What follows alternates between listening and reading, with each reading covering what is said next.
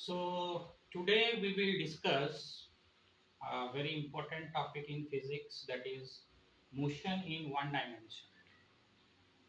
In higher, when we will move to higher standards, this topic will be known as kinematics. But for class 10 up to class 9 and 10, we can consider this topic to be motion in one dimension. Meaning thereby, if a body moves in a particular direction, or we can say if a body moves in a straight line without changing its direction, then that type of motion is said to be motion in one dimension.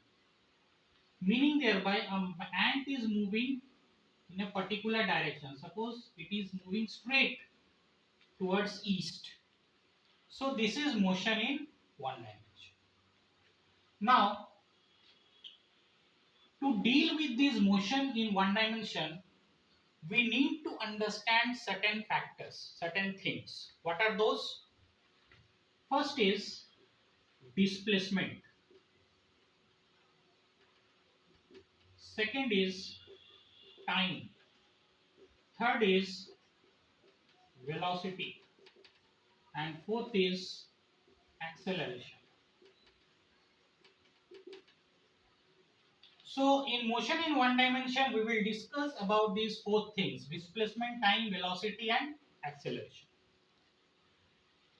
Displacement. What is displacement?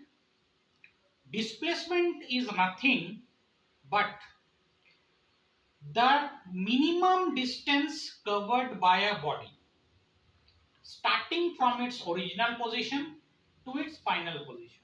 That is displacement. The minimum distance that a body covers starting from its original position to its final position, that is known as displacement. For example, if a body initially its position is here and it starts moving like this and finally it reaches here.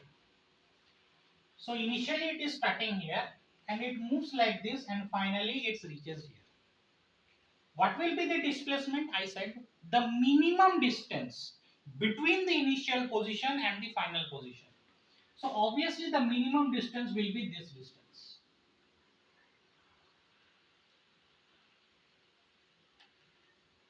So this distance, this length or this distance will be known as the displacement of the body.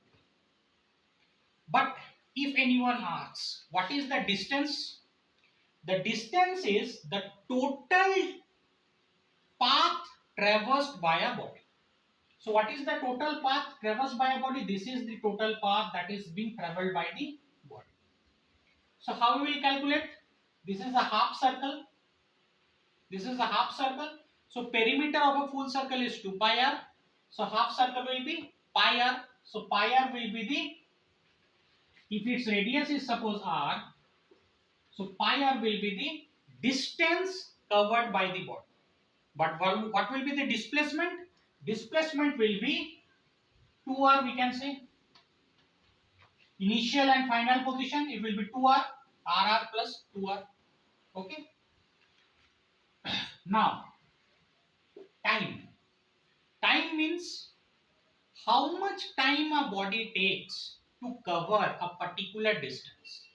How much time a particle takes to cover a particular displacement. So time is also very important. So with these two factors, displacement and time, what we can derive? We can derive velocity. With these two factors, displacement and time, we can derive velocity. Now in language of physics, what is velocity? Velocity is the displacement covered by a body in unit time. The displacement covered by a body in unit time is a velocity. Now velocity is a vector quantity. Why? Because it will be always associated with a direction. You are calculating velocity in which direction?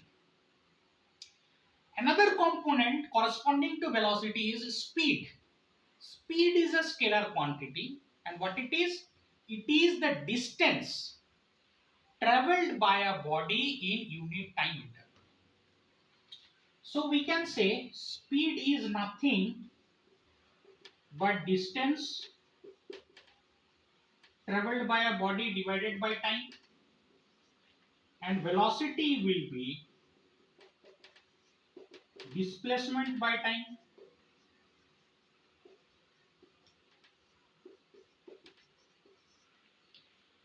So what will be the unit? Distance unit is meter, SI unit, time unit is second, so it will be meter per second. Same also here, meter per second, but with a direction. Direction will be always there in a velocity. Now, who will decide the direction of the velocity? The displacement will decide the direction of the velocity. In which direction the body has been displaced, that will decide the direction of the velocity. Now,